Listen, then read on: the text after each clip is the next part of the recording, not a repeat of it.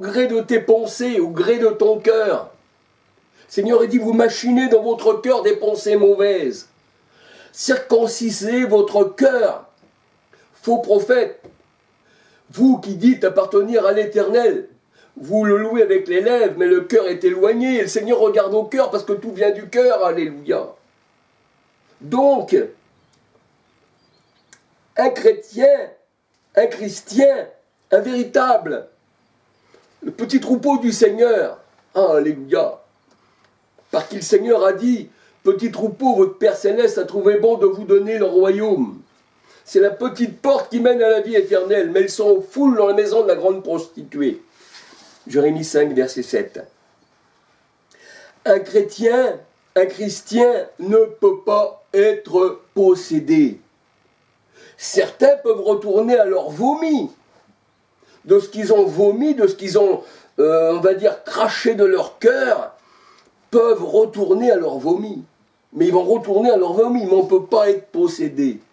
Pourquoi? Parce que le Seigneur l'a dit, nul ne vous ravira de ma main.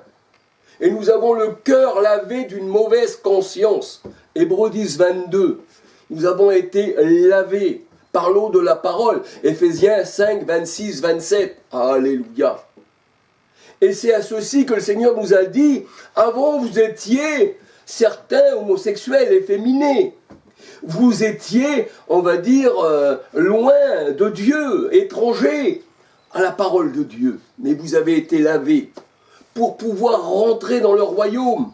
Pourquoi? Parce que dans le royaume céleste qui est l'épouse du Christ, nul impur ne peut y rentrer. Apocalypse 21, verset 27. Alléluia. C'est ça en fait, alléluia. Alors je dis que moi, un véritable enfant de Dieu ne peut pas être possédé. D'ailleurs, il n'y a rien qui peut vous posséder qui vient du dehors. Mais le Seigneur a dit, c'est de ton cœur que sortent les adultères, l'injustice, les mauvaises pensées, les choses impures. C'est de ton cœur, alléluia. C'est dans ta personne même. Tant que tu n'es pas lavé du cœur, dans ta pensée, et que ta pensée ne se transforme en une pensée qui n'est plus la pensée du monde, mais la pensée du Christ, 1 Corinthiens 2, 16, eh bien, tu penseras toujours comme le monde, et tu seras dans le monde. Alléluia. Et le Seigneur disait aux pharisiens, je connais les raisonnements de vos pensées, je vois ce qu'il y a dans votre cœur. Alléluia. Un chrétien ne peut pas avoir l'esprit mondain du monde, car sa nouvelle naissance, il a un esprit différent de celui du monde. Alléluia. Un véritable chrétien est comme le vent. Alléluia. Jean 3, verset 3 à 8. Il est un homme nouveau, une nouvelle créature. L'homme ancien, avec sa pensée, avec son cœur incirconcis, eh bien, n'est plus de notre nature. Nous sommes des enfants de Dieu. Nous ne sommes pas des enfants de la chair. Colossiens 3, verset 9, 10 à 12. Colossiens 3, verset 9, 10 à 12. Alléluia. L'esprit qui est dans l'homme nouveau est l'esprit du Christ. Alléluia. Et c'est par son esprit que le Christ nous donne, eh bien, ses ordres. Acte 1, verset 2, acte 16, 6, 7. Alléluia. Alors on peut dire que l'esprit dans les faux chrétiens, que Paul appelle les faux frères, est celui du monde, avec un faux Yeshua, avec un esprit mondain. Alléluia. 2 Corinthiens 11, versets 2, 3, 4, Galates 1, versets 6 à 12. Un élu ne peut pas être possédé. Alléluia. Quand on dit qu'il y a quelqu'un qui est possédé, tu es esclave de tes pensées, tu es esclave de tes raisonnements, de ton cœur qui est mauvais. Parce que tout vient du cœur en fait. La parole de Dieu, elle le dit dans Marc 7. Il n'y a rien du dehors qui peut venir te souiller. Mais c'est du cœur que sortent. C'est ce qui sort de l'homme qui le souille. Il n'y a rien du dehors qui pourrait rentrer dans l'homme et le souiller. Alléluia. Non, il n'y a rien. Il n'y a pas un soi-disant esprit malfaisant qui se promènerait dans les airs et qui viendrait. L'esprit, c'est nous. Nous sommes des esprits impurs si on n'est pas au Seigneur. Et si on appartient au Seigneur, eh bien, nous sommes des esprits saints. Alléluia. Alléluia. Il y a une différence entre l'esprit saint et l'esprit impur. Alléluia. Tout vient du cœur, hein, dans Marc 7, versets 14 à 23. Hébreux 3, verset 12. Alors on peut lire aussi Ézéchiel 28.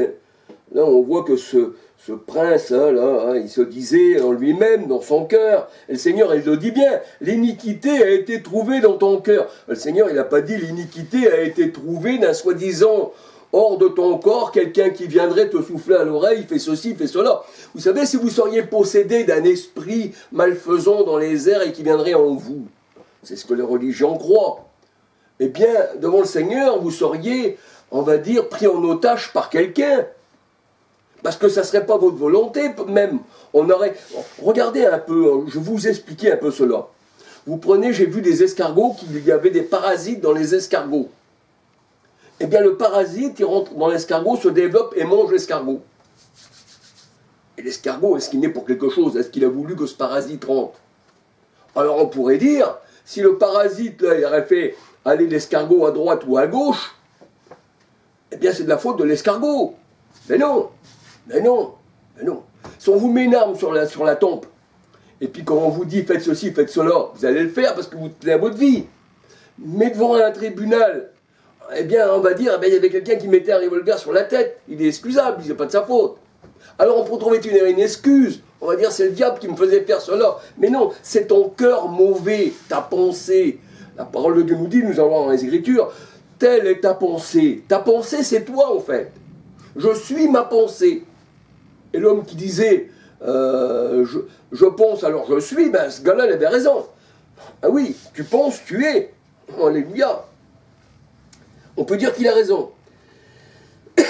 Alors, je vous invite à regarder dans Ézéchiel 28, 2, 5, 6, 17. Alléluia. Il n'y a rien en dehors du corps qui ne peut vous faire chuter le mal, et au-dedans de vous, il est dans votre cœur. Alléluia. C'est pour ça que le Seigneur a bien compris qu'il fallait circoncire le cœur, mais pas le cœur de chair. Alléluia. Il y en a un qui aura un cœur, les nouveaux cœurs en plastique qu'ils mettent, là, c'est pas ce cœur-là. Alors on dirait, j'ai plus de cœur, mon cœur c'est quoi? Non, comprenez bien. Le Seigneur a dit, puisque vous êtes encore au lait, il faut vous parler comme des bébés. Mais ceux qui appartiennent au Seigneur, qui sont fermes dans la foi, qui sont des vieillards dans la foi, alléluia, qui ont de l'expérience et que le Seigneur a ouvert les yeux spirituels, bien on peut leur parler comme des hommes et leur donne une nourriture solide. Il y en a d'autres, il faut leur parler comme des bébés, en fait. Alléluia.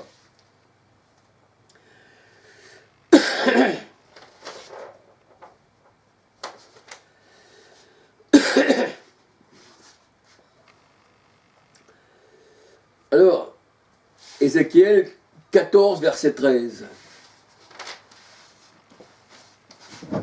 Je vais regarder qu'est-ce que j'ai mis, parce que je n'ai pas cité le passage. Ézéchiel 14, verset 13. Alléluia.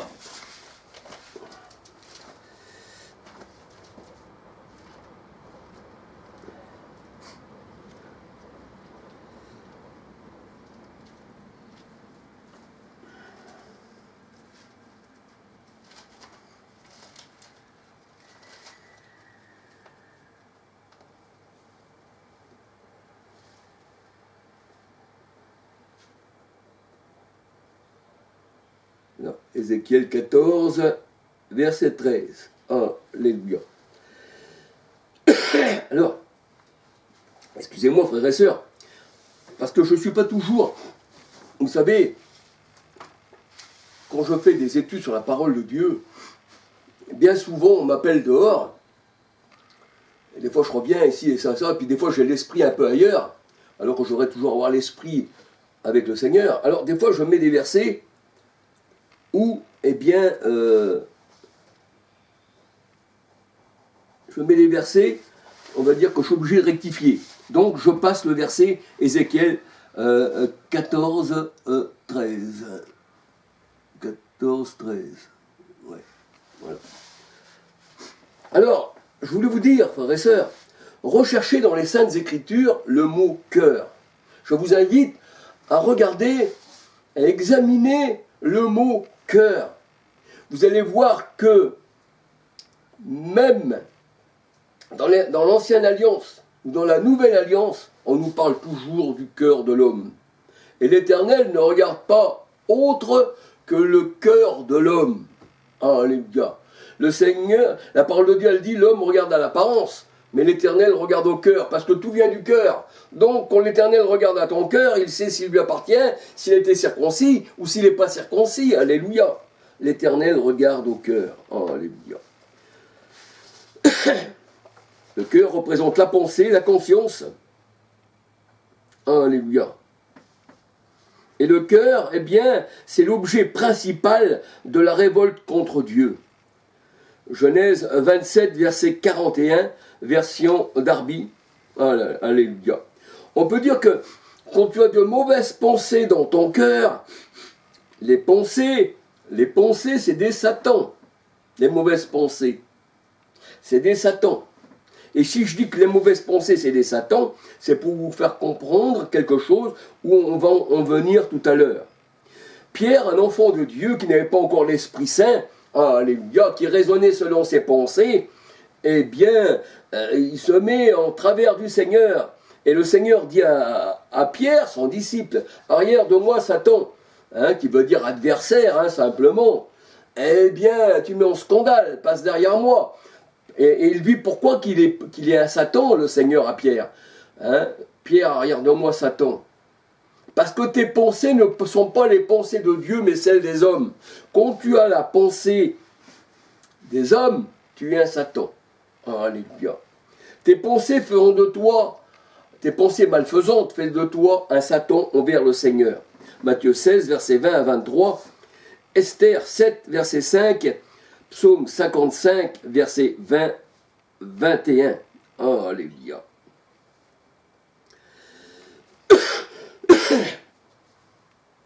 Proverbe 6, verset 12, 13, 14, 15. Proverbe 6, verset 13. Proverbe 6, verset 12, 13, 14, 15. Proverbe 26, verset 24, 25. Ésaïe 32, verset 6. Alléluia.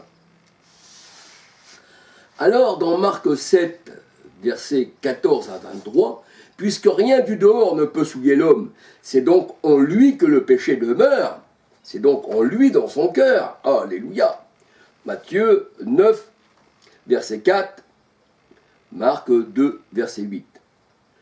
Alors, la parole de Dieu nous dit que le péché de Judas est écrit avec un style de fer, avec une pointe de diamant, et il est gravé sur la table de leur cœur, sur les cornes de leur autel. Jérémie 17, versets 1, 2, 3.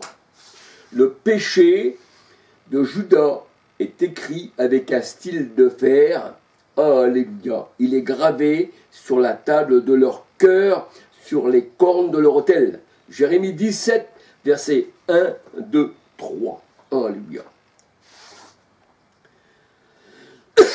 Alors on peut dire qu'un faux prophète n'est pas pris d'un esprit qui est hors de lui, c'est plutôt son esprit à lui, et bien qui est déréglé. Et Deutéronome 28, 28, nous voyons qu'il y a des esprits agités, des esprits déréglés, des esprits de fornication, c'est ce que nous allons voir. Et tout ça représente la pensée en fait. Alléluia. Alors un faux prophète n'a pas un esprit hors de lui qui viendrait le posséder, il est possédé par son propre esprit, son esprit impur. Alléluia. On peut dire que la parole de Dieu nous dit que la tromperie vient de son cœur. Et il trompe ceux qui le suivent. Un faux prophète, la tromperie vient de son cœur, et il trompe ceux qui le suivent, car il est dans les ténèbres. Quand tu es dans les ténèbres, tu es un faux prophète, et la tromperie vient de ton cœur, tu trompes les autres aussi. Jérémie 23, versets 1, 2, 12. Jérémie 23, versets 1, 2, 12, 16, 17, 25, 26, 27. Alléluia. Donc on peut dire que le faux prophète, il a un esprit impur. C'est son esprit à lui. Tel est son esprit, tel il est, la parole de Dieu nous dit. C'est ce que nous allons voir après. Zacharie 13, versets 1, 2. Le faux prophète parle selon sa pensée, selon ses songes, selon son cœur incirconcis. Telle est sa pensée, tel il est. Alléluia. Proverbe 23, verset 7. C'est ta pensée qui te fait connaître. Tu es une pensée dans un corps. Alléluia. Tu es, la pensée c'est l'esprit, tu es un esprit dans un corps. Et tel est ton esprit que tu es, tel tu es. Alléluia. Et c'est de la bouche et c'est du cœur que viennent les mauvaises pensées. Et c'est par la bouche que s'expriment les mauvaises pensées. Mais si Christ est dans ton cœur, alléluia, s'il a circoncis ton cœur, eh bien, tu n'as plus de mauvaises pensées. Et les mauvaises pensées n'ont plus de pouvoir sur toi. Même si elles viennent, eh bien, tu les rejettes, eh bien, par le nom du Christ. Proverbe 23, verset 7. Telle est ta pensée, tel tu es. Tels sont tes raisonnements, tel est ton cœur. Alléluia. Donc, écouter un faux prophète, c'est être égaré comme lui. C'est être aveugle spirituellement. Alléluia. Et là, eh bien, si tu le suis, tu tombes dans la fosse qu'il a bâtie et tu tombes avec lui. Parce qu'un aveugle, spirituellement, est dans les ténèbres. Et un aveugle ne peut pas en guider un autre. Et tombe tous deux dans la fosse. Matthieu 15, verset 14. Celui qui suit des religieux, on va dire, a un commandement humain qui est sorti du cœur mauvais de l'homme. Et beaucoup suivent l'homme qui les mène en erreur. Alléluia. Proverbe 27, 19. L'esprit de l'erreur, l'esprit de l'antichrist, l'esprit du faux prophète, version Thomson, 1 Jean 4, versets 1 à 6, que le Seigneur appelle l'homme sans esprit, fontaine sans eau, dans Jude 4, 8, dans Jude 4, 8 à 20. Le Seigneur dit, leurs paroles sont celles de leur mauvais cœur. Leurs paroles. Ça ne vient pas d'un esprit mauvais qui viendrait leur soufflouter à l'oreille. Autre chose, non. Ça vient de leur mauvais cœur. Il y a aussi des esprits mauvais qui peuvent venir aussi vous souffloter à l'oreille. Mais cet esprit mauvais, ça sera une personne mauvaise avec un mauvais cœur, encore avec un esprit mauvais, qui viendra vous souffler à l'oreille. Ce qu'on appelle l'esprit mauvais. Alléluia. Mais ça, c'est une personne. Alléluia. Mais ça ne sera pas un esprit comme ça dans l'air qui viendra. Non, jamais. Alléluia. Leurs paroles sont celles de leur mauvais cœur. Jérémie 14, verset 14.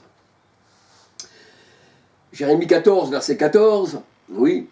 Jérémie 23, verset 27, 28, 30, 31, 32 à 40. Marc 7, verset 5 à 23. Alléluia. Voyons que ces pharisiens mauvais, le Seigneur a dit, vous nettoyez l'extérieur de la coupe. Mais la coupe, ça représentait eux. Ils paraissent beaux aux yeux des hommes. Mais le Seigneur a dit, nettoie l'intérieur de la coupe. Alléluia. Mais eux, ils n'avaient pas nettoyé l'intérieur parce que leur cœur était mauvais. L'intérieur de la coupe représente leur cœur était mauvais. Alléluia aux pharisiens. Et ils avaient annulé les commandements de Dieu pour leurs paroles, pour leur tradition humaine. Alléluia. Ils louaient l'Éternel de leurs lèvres, mais le cœur est éloigné. Quand le Christ est venu, 1 Timothée 3,16, l'Éternel est venu en chair, ils l'ont rejeté. Alléluia. Et pourtant, ils le louaient des lèvres, l'Éternel, mais ils ne l'ont pas reconnu quand il est venu dans la chair. Alléluia. 1 Timothée 3,16, Jean 1,14. Et ces gens-là, eh bien, ne s'aiment pas la parole, mais ils s'aiment de livrer. Alléluia. Matthieu 13, versets 24 à 30.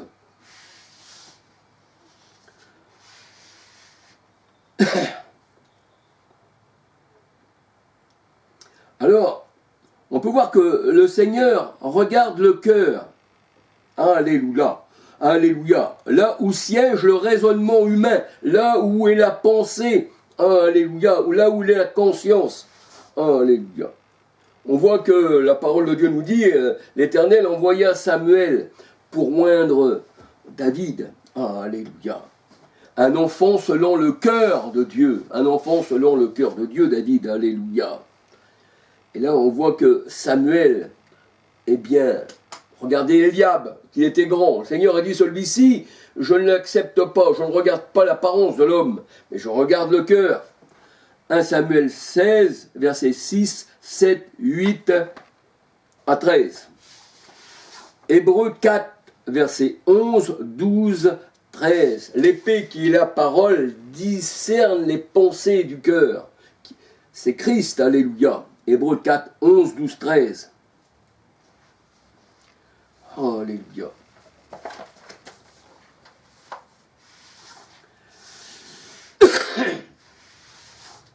Là, nous voyons que dans 1 Corinthiens 6, 9 à 11, nous avons été lavés, le cœur lavé, ce que nous dit la parole de Dieu. Jérémie 17, 9, 10, parce que le cœur est tortueux par-dessus tout. Alléluia. Nous avons le cœur lavé.